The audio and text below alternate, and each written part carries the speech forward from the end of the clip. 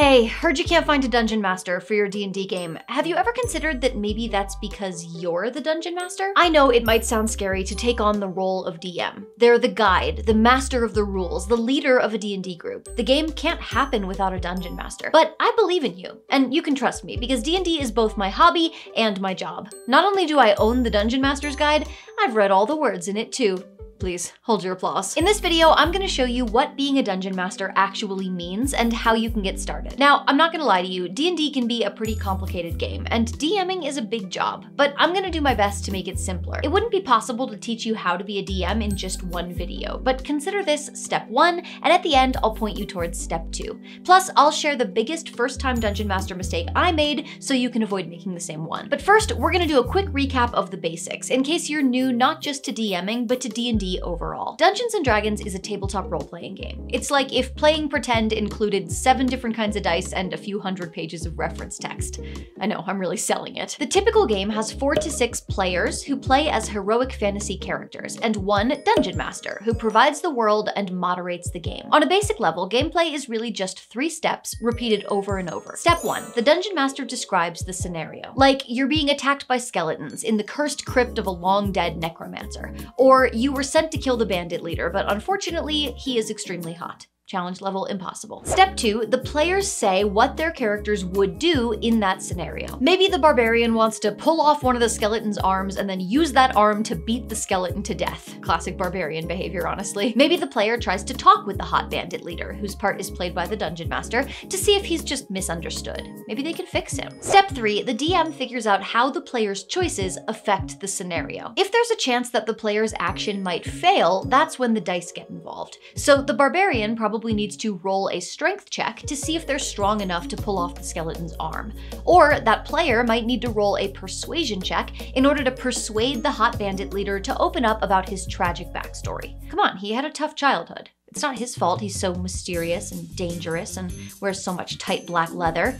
You just don't understand him like I do. Whether the players succeed or fail, the result creates a new scenario. Maybe the bandit leader decides that the players need to prove that they're trustworthy by delivering a message for him. He's playing hard to get. Maybe the barbarian successfully kills the skeleton, or maybe the severed arm starts trying to strangle them. Either way, the DM describes the results, putting us back at step 1, and it's time for players to decide how they're going to react to this new scenario. If you're hearing this and feeling like the DM has to do a lot of thinking on their feet, that's exactly right. The Dungeon Master is constantly reacting to player choices, which are often completely unpredictable. You can put a locked door in front of your party and plan for them to find the key, pick the lock, break it down, or find another route, and instead, they'll take the door off its hinges, name it Chad, and carry it with them for the next 10 levels. Obviously, this is a very simplified version of gameplay. Both player actions and DM actions have to follow the game's rules, which are very in-depth. There are rules for how every single magic spell works, for how to jump and climb and hold your breath, for how much damage a sword deals versus a dagger versus an improvised weapon, like, say, a skeleton's severed arm. Told you it was classic barbarian behavior, they're definitely not the first one to try that move. If you want a complete overview of basic gameplay, like what a d20 is and how modifiers work, you should watch my video for beginner players first. This video is gonna be long enough without repeating all that. I'll put the link into the cards. There are a lot of jobs under the umbrella of dungeon mastering, but I think they can be summed up by 3 roles that the DM plays: the lens, the law, and the living. I know, very catchy. But before I explain what that means, I want to go over the things you'll need in order to DM, because contrary to popular belief, you don't need to spend a dime to be a dungeon master. There are a lot of things you could buy for D&D, but the list of things you actually need is pretty short. You need the rules, you need some dice, and you need an adventure. When I say the rules, I don't mean this $150 stack of paperweights either. You can actually download the basic rules of D&D for free, completely legally. They don't contain everything that's in the books, but they contain more than enough for you to get started. You'll also need at least 1 set of polyhedral dice like these, although you could replace them with a digital dice roller if you prefer an empty, joyless existence. And of course, you need an adventure. By that I mean you need a story for the game. Are the players pirates trying to track down a legendary treasure? Are they heroes trying to slay the evil dragon? Are they just regular girls who met in a tavern bathroom and now they need to come together to stop Amanda from getting back with her ex? Come on, Amanda, he's immune to accountability and resistant to self-reflection. You don't want him back. These are story hooks, but they're not adventures by themselves. Encounters are the building blocks of an adventure. An encounter is just a situation that players need to handle. Fighting a band of goblins is an encounter, but so is interrogating a town guard or sneaking into a building. I mean, if you're lucky. Every time my party tries to sneak into a building, it turns into 6 encounters and a wanted poster. So if the adventure is pirates on a treasure hunt, the encounters might be solving a puzzle to decode the map, sailing through a storm to reach the location, fighting giant crabs on the beach, avoiding the traps that protect the treasure, and then defeating the undead pirate captain who still defends his fortune, assuming the party doesn't get distracted halfway through and decide to start a seafood restaurant instead. Just like a string of encounters makes an adventure, a string of adventures makes a campaign. The same characters can play a campaign for months or even years, leveling up, learning new abilities, and developing increasingly unhinged inside jokes as they go. There are published adventures like the official books from Wizards of the Coast, the company that owns D&D. There are also adventures from third-party publishers. Think of them like mods for a video game. They're not official content, but they're created to work with the official content. Adventure books have all the basic information you need to play through those encounters. There are descriptions of the story background, locations and characters, maps, art, statistics for NPCs and monsters, and even narrative descriptions designed to be read aloud, so you don't have to keep coming up with new ways to say toothy maw. Some dungeon masters use these adventures as a starting point, making changes and building on the content to make it their own. Others do exactly what it says in the book and nothing more. Neither of these are wrong, and I'll let you guess which one is less likely to result in being up until 3 a.m. the night before the session inventing your own secret code for the Thieves Guild. Of course, you can also create your own adventures using the materials in the Dungeon Master's Guide and the Monster Manual. That means coming up with all your own encounters featuring your own characters, locations, monsters, etc. You might be saying, Ginny, that sounds like a crazy amount of information. How the f am I supposed to keep track of all that shit? First of all, calm down. There's no need for language like that. Second of all, this is such a wild coincidence, but that's exactly what today's sponsor is for. Listen, I don't recommend that beginner DMs start by creating their own adventures. It's fun, sure, but you gotta walk before you can run. But some of you won't listen. That's right. I'm talking to you. You overachieving, gifted middle school student, taught yourself Elvish little rebel. You're already working on your own pantheon of gods, aren't you? Aren't you? Fine, if you have to world build, I'd rather you do it in the house. Have you ever wanted a whole wiki for your own fantasy world? Of course you have, you're not a fool. Today's sponsor, World Anvil, is basically that, plus a million more tools made for world building. It was created by bona fide fantasy nerds who know exactly what you want. Interactive nestable maps, family trees, historical timelines, character sheets and stat blocks for all kinds of tabletop games, and for someone to look you in the eyes and say, tell me more about the fantasy epic you've been writing since 7th grade. World Anvil is not for everybody. It's not the Wix of world building. It's feature-rich, super customizable, and it takes a little effort to learn. But that won't scare you off, will it? You learned HTML for Neopets, didn't you? You don't have to take my word for it. You can try World Anvil for free. And when you inevitably decide that yes, you do want to spend 70 hours writing detailed articles about every location in the world that you are currently doodling on a napkin, use the code Ginny for 51% off any annual membership and unlock all those sweet, sweet world building tools. Check it out at the link in the description, and thanks to World Anvil for sponsoring this video. We're gonna come back to adventures a little later, and I'll give you some suggestions on where to start. But for now, I want to dig into those 3 roles that the DM has to fill: the lens, the law, and the living. Starting with the lens. A D&D game takes place entirely in the player's imaginations. You might have visuals occasionally, like a map or an illustration of a character, but for most of the game, the Dungeon Master is the lens through which the characters experience the game. If you don't say it, players don't know it. Have you ever watched one of those Survivor challenges where some players are blindfolded and another player has to call out instructions for them to solve the puzzle or navigate the obstacle course? It's just like that. Things might seem obvious to you because you have all the information, but players aren't gonna know that they're about to run crotch first into a wooden post unless you tell them. If there's a big set of double doors, or runes in an unknown script, or a guard who's fallen asleep at his post 50 feet from the characters, you are responsible for communicating that. From the perspective of the players, your words create the world. If you don't describe something, it doesn't exist. Trust me, nobody wants to find themselves facing Schrodinger's sleeping guard. It also means you are the captain of vibes. If you want a setting to feel scary, you need to describe it in a scary scary way. Fog, eerie whispers, receiving a text that just says we need to talk. And this isn't just to make the game more dramatic or immersive. If your players are backtalking an NPC and you don't tell them that he's wearing jeweled velvet robes and carrying a staff with a glowing crystal on top, they're probably gonna feel blindsided when that NPC casts Fireball to punish them for their crimes of sass. Your narration sets the tone for the game, and that can be a big part of whether the story feels coherent and whether your players are able to make informed choices. Of course, that read-aloud text included in published adventures that I talked about before can help a lot with this, but sometimes you will need to improvise. Your players will ask questions like, what can I see from the window? Or how is this room lit? Or I'd like to look for a bird or a mouse or something and cast Speak with Animals on it. And it will be your job to invent answers to those questions, and believable dialogue for a pigeon with an intelligence score of 3. This role, by the way, is one of my favorite parts of DMing. I love describing a scene or a character or a monster and watching that description come to life in my players' minds. Because it's all in our imaginations, there is no limit to what the characters can experience. You don't need props or a CGI budget or custom artwork. Your players can encounter literally anything you can imagine, which can be magical or moving, or if I'm feeling especially spicy, nightmare-inducing. But it's not all about the vibes. The second role that DMs need to fill is the law.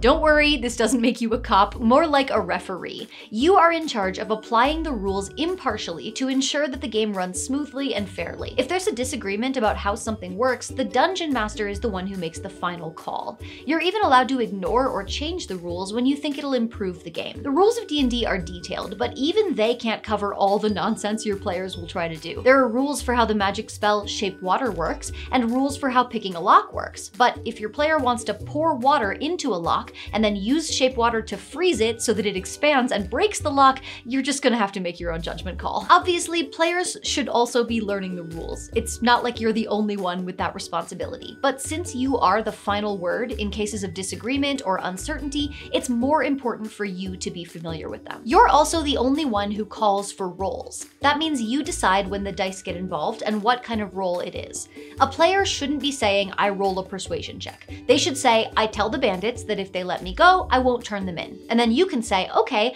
roll a deception check at disadvantage, since you're still wearing that I Heart Justice t-shirt over your plate armor. In D&D, not every action requires a roll. You only roll when the outcome is uncertain. If a player is trying to do a totally normal thing that pretty much anyone could do, like eat a Cheeto, there's no need to roll. But if a player is trying to do something challenging, where there's a chance of failure and consequences for that failure, like eat only one Cheeto, then it's time for dice. So, climbing a staircase, no roll. Climbing a staircase that's covered in ice while being chased by direwolves, probably a dice rolling situation. The vast majority of the rolls in the game are called D20 tests, which is where you roll a 20-sided die to determine success or failure. There are 3 types of D20 tests, and it's important to understand the options so you know when to call for each type. The most common D20 test is an ability check. This is when a player wants to do something, like break down a door or talk a shopkeeper into a discount. You choose the skill or ability that makes the most sense, set a difficulty class, or DC, and then the player rolls and tries to meet or exceed that number. There's a handy table to help you set DCs based on whether the task is anything from very easy, 5, to nearly impossible, 30.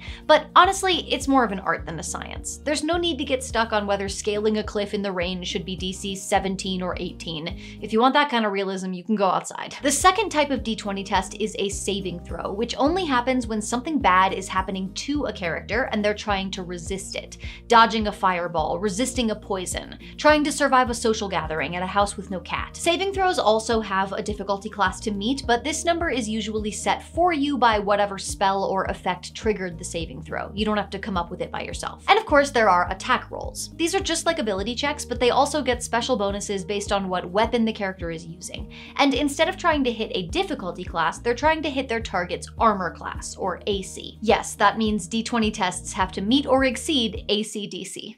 I know, I'm thunderstruck. Sometimes you'll also need to call for contested rolls, which is where 2 characters are rolling against each other, like if they're wrestling for control of an item that they're both holding on to. In that case, there is no difficulty class, the higher roll just wins. This rule is so easy, I instinctively assume I'm doing it wrong. I said the vast majority of rolls are D20 tests, and that's because there are a handful of rolls that use other dice. For example, when you roll damage, that's determined by whatever is doing the damaging. Each weapon and spell has its own damage dice, like like a dagger dealing 1d4 damage or the spell Fireball dealing 8d6 damage. There are also some random things that'll instruct you to roll other dice, like if a cleric begs their god for divine intervention, then they have to roll percentile dice. But 90% of the time when you're rolling dice, it's just our old friend d20. If you're starting to feel overwhelmed, take a deep breath. You don't need to memorize every rule in the handbook. I've been playing for years and I still look things up all the time. What's most important is knowing how to find the rules when you need them. When the rulebook is nearly 400 pages, just check the book isn't very helpful unless you already know what you're looking for. If a player character jumps out a window, you can easily look up fall damage in the index, but only if you know that fall damage is a rule that exists. I recommend at least skimming through the basic rules before you run your first game, just to get a feel for what's in there. Break out the highlighters and treat it like a study sesh.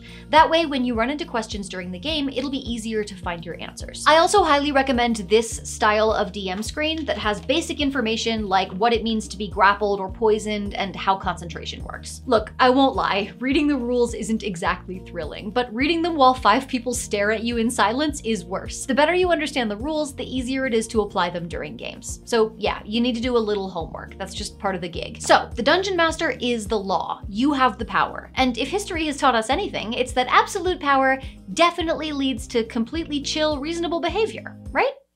Right? Being the law doesn't mean that you get to power trip. As Abria Iyengar once famously said, "You said being a DM is being a service top." Maybe you didn't say that. Maybe the internet said that about you. I think the internet said that about, you know. If you don't know what that means, don't worry about it. Basically, it just means the best dungeon masters are the ones who have fun because their players are having fun. You're facilitating the game, not trying to win it. Don't become a dungeon master because you want to be in control. You will be disappointed when your players inevitably wreck all your plans and turn your scary villains' names into fart jokes. Speaking of villains, there is one final role that the DM must fill: the living.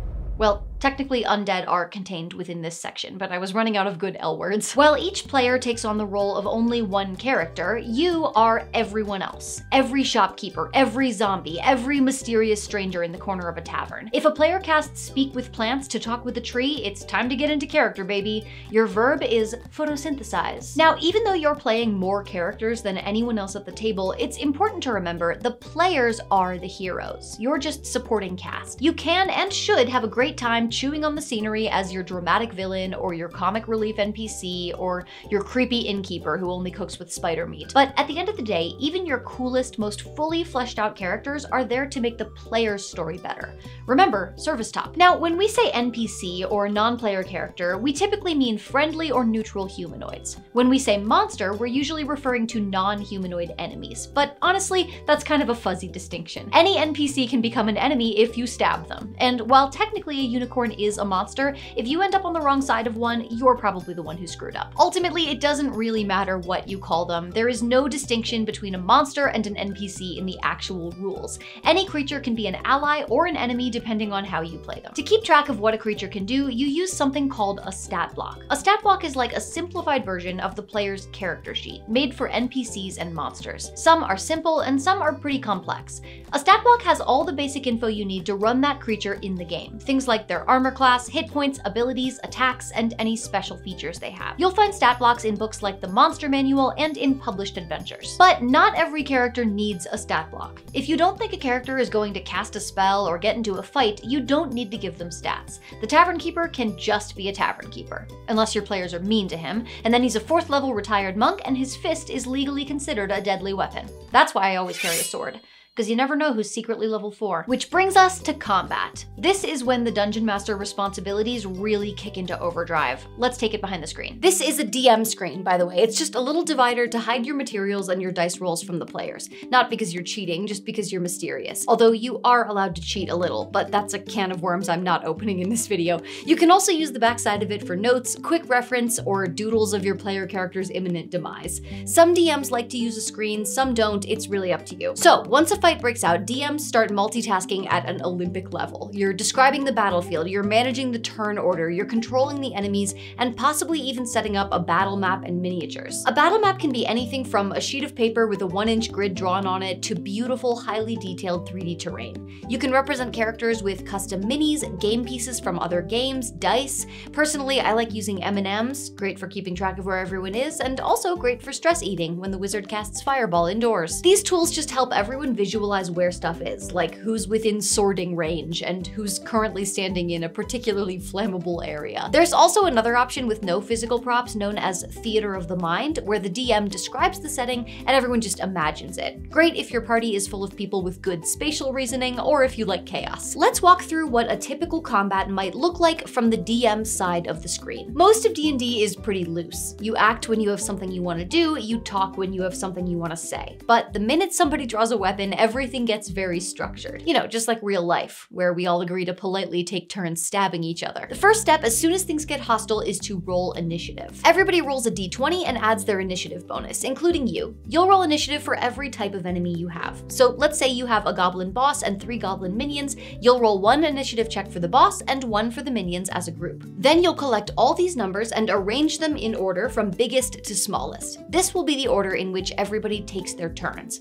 When you reach the end of the list, you start over again from the top. Typically, the DM is calling out the turn order. I like to also say who's next, so that player has time to figure out what they want to do before their turn starts. So I would say something like, it's Karnak's Destroyer of Worlds turn, and Archibald Pigglebottoms is on deck. On each player's turn, they can do the stuff that's detailed on their character sheet. They may need to ask you questions, like, is the goblin boss within 30 feet of me? Or if I kill the boss, does that mean the minions technically answer to me now? When your players try to hit your monsters, they'll be making attack rolls against your monster's armor class. So they'll say something like, that's a 14 to hit the goblin boss, and you'll check the stat block to see what the goblin boss's AC is, and you'll say either no, that misses, or yes, that hits. You'll need to keep track of the damage that all your monsters are taking so that you know when they're dead. You may also want to describe what it looks like when your players land their attacks. So instead of just saying, okay, you deal 4 damage to the goblin minion, you could say, your dagger sinks into the minion's abdomen and it shrieks some foul curse in the goblin language, probably about your mother.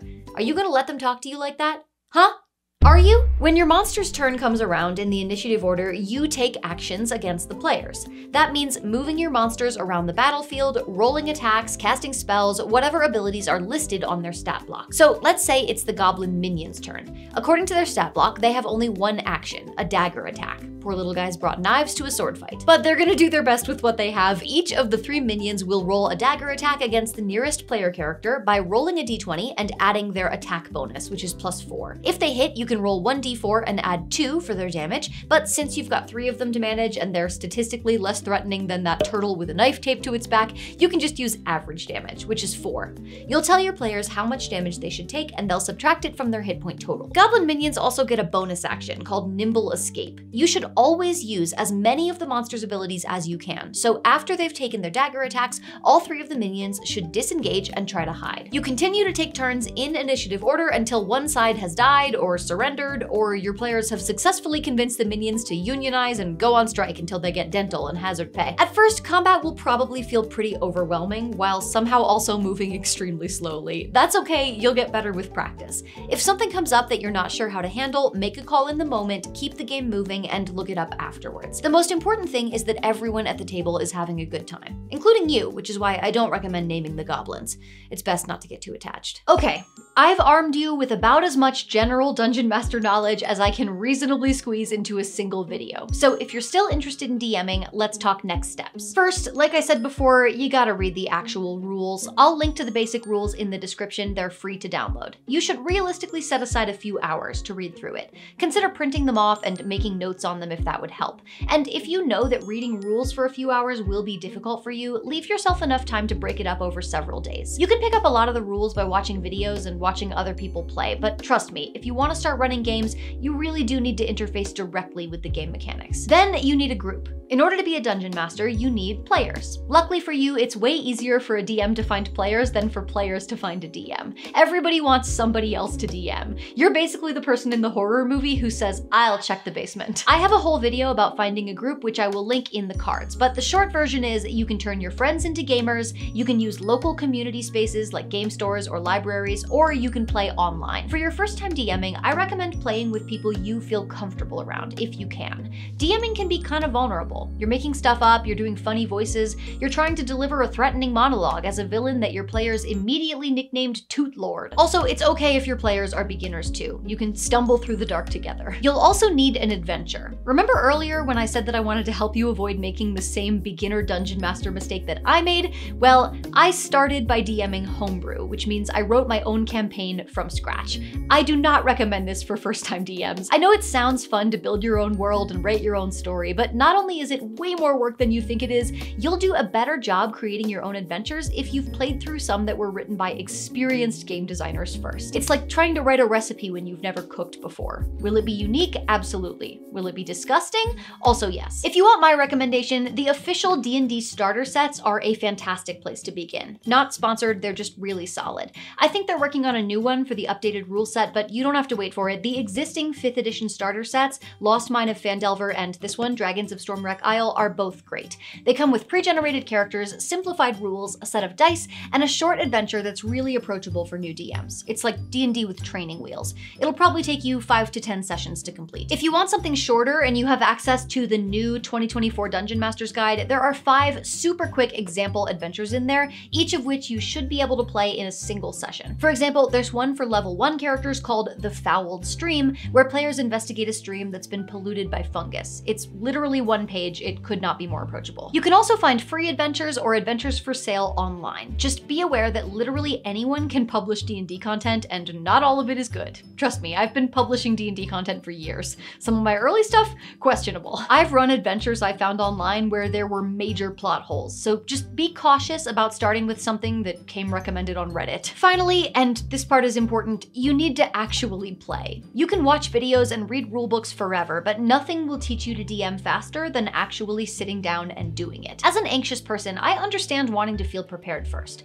I too have stared in horror at an upcoming session on my calendar and whispered, please, just one more spreadsheet. But I encourage you to just get some dice in your hands and some players at your table as soon as you can, even if it's a mess, especially if it's a mess. You'll learn way more from a chaotic one-shot where everything goes off the rails than you will from another hour of Googling how to run D&D good. Personally, I love being a dungeon master, but also DMing is harder than playing. It's a lot more work, both during the game and outside of it, and there's pressure when the game can't happen without you. A lot of us who become DMs do it because we enjoy that responsibility. We like taking on big projects. We want to be the reason our friends are having fun. Sometimes people get forced into the role of dungeon master and end up resenting it. You'll hear people complain about being a forever DM, which is basically the tabletop equivalent of being the friend with the truck. But the game works best when everyone's having a good time, and that includes you. If you try DMing and it's not your thing, that's totally okay. One last note, D&D is a complicated game. That's part of the appeal for some of us. But if playing a game with a trilogy of rulebooks doesn't sound like a relaxing Saturday to you, there are tons of great tabletop games that are lighter on rules, like Fiasco, Savage Worlds, Monster of the Week, or any of the Powered by the Apocalypse games. This is not the only way to play. But if you do want to continue the learning journey that you started today, I've got a whole playlist of beginner-friendly videos for Dungeon Masters that I will link right here. Good luck, and remember, don't name the goblins. Snargle is in a better place now.